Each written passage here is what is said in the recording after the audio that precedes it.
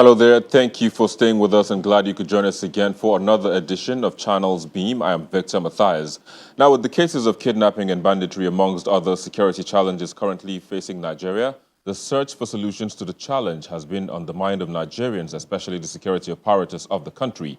Today on the program, we will be looking at how technology can be deployed to keep Nigerians safe and also take a dive into the details of the partnership entered into by the federal government and Microsoft to accelerate Nigeria's efforts in becoming a more digital economy. But before we get to all of that, let's see what made the social media trends in the past week.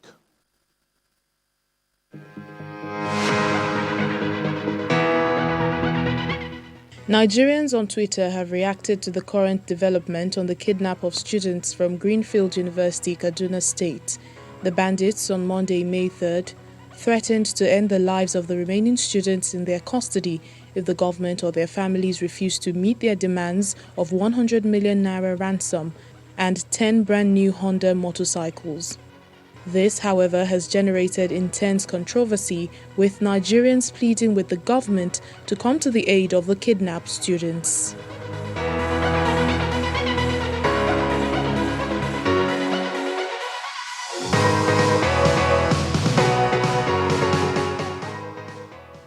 Nigerians cried out over the death of two ladies, Beju and Omolara, whose health were mismanaged in two separate hospitals, resulting in their deaths.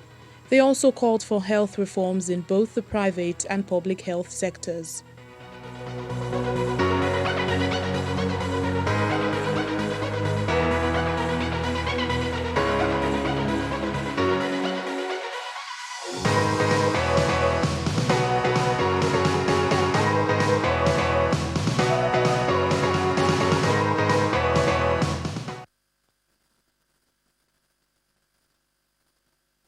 Well, there you go. Those were the trends in the past week, but you can be a part of the conversation. Just tweet at us at Channels TV, at Channels Beam, at Vector_MBIDI, and you can also use the hashtag Channels Beam to, of course, send your comments as well. But joining us now to look at the topic of the day, we have with us Anthony Amadi. He is a tech advisor for Testrogen Hub and a member of Youth Voices Ambassadors. It's a pleasure to have you on the program. You join us via Zoom from Reading in the UK.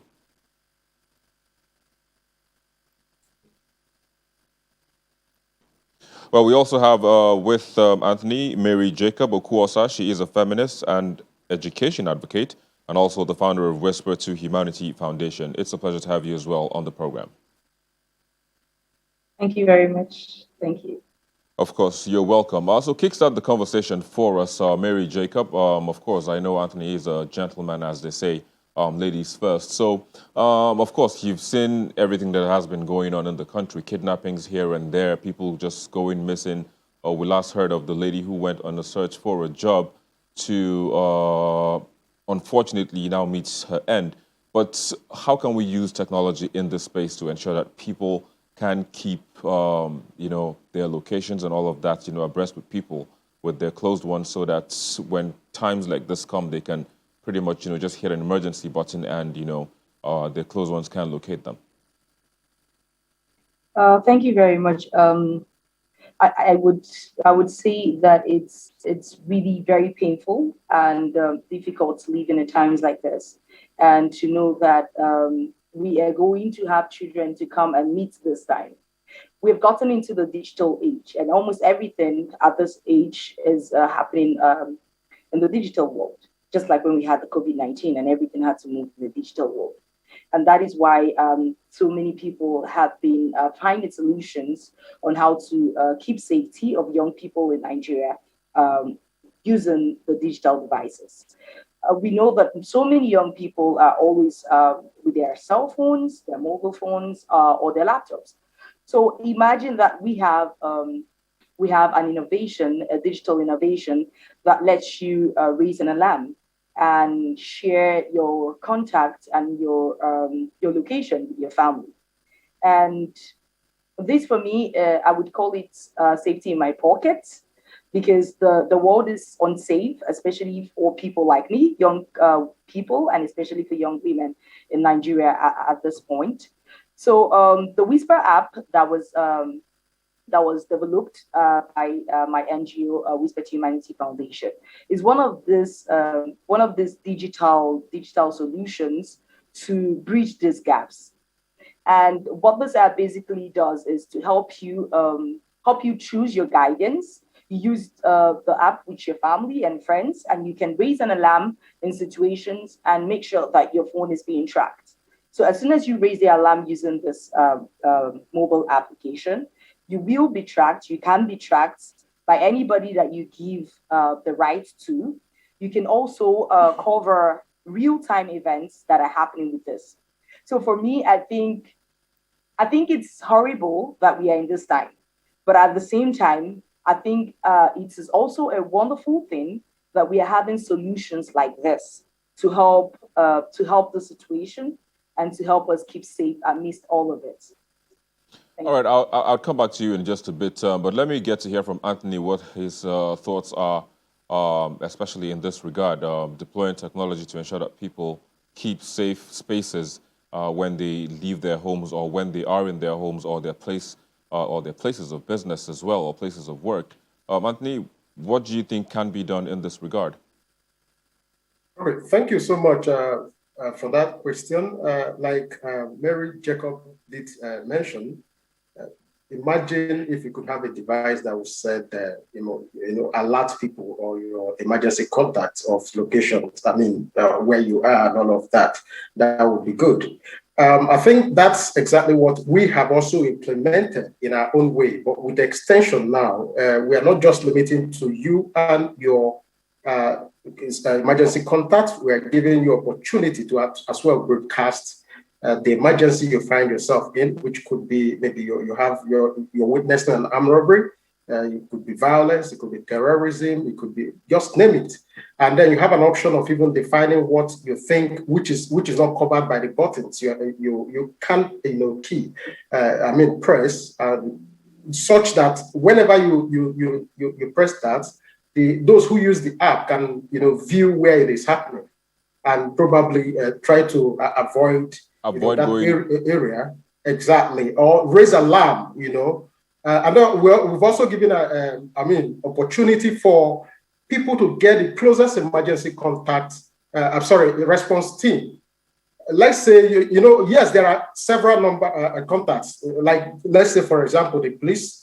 Some time ago they shunned out a number of contacts, which they call state control room numbers. You may not be able to save all of these, and probably whenever you move from one state to another, you start looking for which to call. What the app does is purely based on GPS. What it does is at every time it understands where you are and gives you the appropriate contacts to call. So if you move from Lagos to Abuja, it gives you Abuja's contacts, not Lagos contacts. And then as well as the closest police team. Now, we just don't have the place, to respond to emergency. We've also integrated with the vigilante services. Like if you're in the Southwest, the Amoticon, the vigilante services of Nigeria and all of that are there to respond to your emergencies. And as well, you have the road safety. In the case of road safety, you have the NEMA, National Emergency Management Agency, and a good number. We have about 10, and as well, the hospitals as well. Sometimes there could be an accident along the road, and people would find it so difficult to locate the nearest response or a hospital to take to, the victims to. What we have. I was going to ask, is this in partnership with all of these security agencies that you made mention of? Yes, there are. Some of them are aware of this, of this. And then we've also pitched it to a good number of them, waiting for their response. We need to work in synergy. But what's the contacts that are there are already that are out for the public to use. And the beauty part of this app is, with the exception of the broadcasting, this app works offline. So there is no time you would want to contact the police that because of network. Internet and all of that this app doesn't work. It works with GPS, so it works everywhere in Nigeria. That's the tech solution we are bringing to the emergency. Our own security challenges and then the emergency needs that Nigerians should embrace, because it is not enough to wish that somebody could help you in emergency. It's also your responsibility to watch out for this.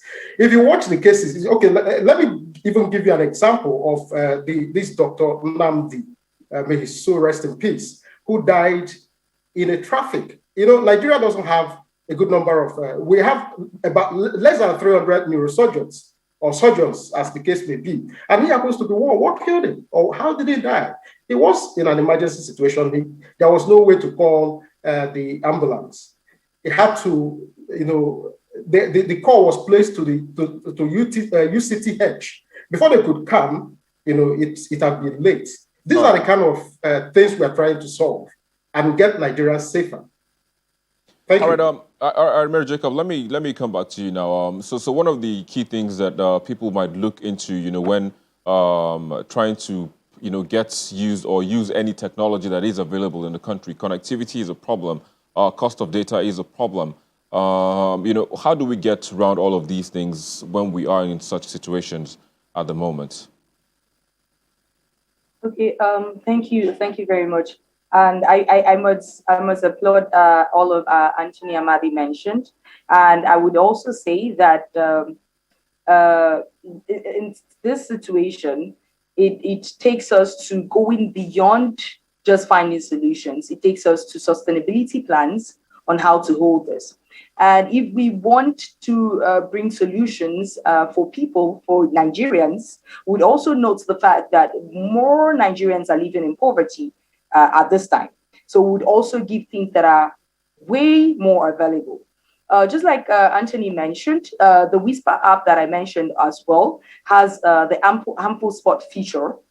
So if you are in a new location, it enables you search for harmful locations and helps you avoid these locations.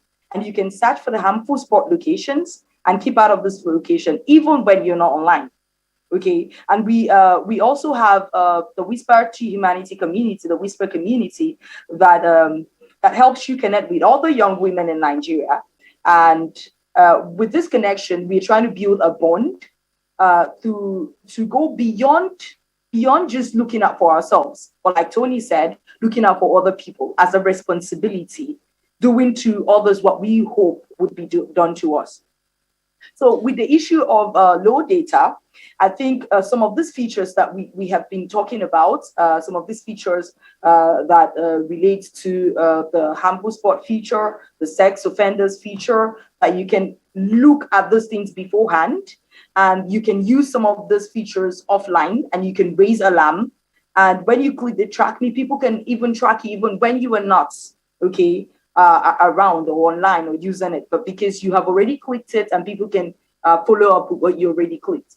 So I think it's also raises questions for us to go beyond now to later. What do we want to do? How do we want to bridge the inequality gaps, both gender and poverty inequalities, that some of these people cannot afford these things. So what are we thinking about to bridge these gaps?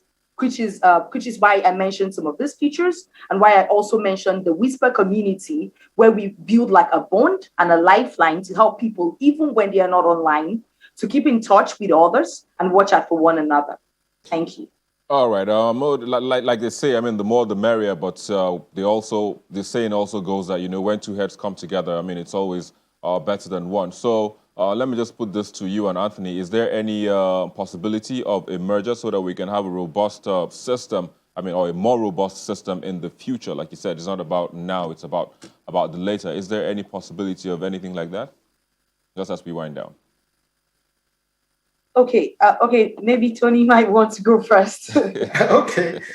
Yes, the goal is not the actor here. The goal is not, the winner winning it all.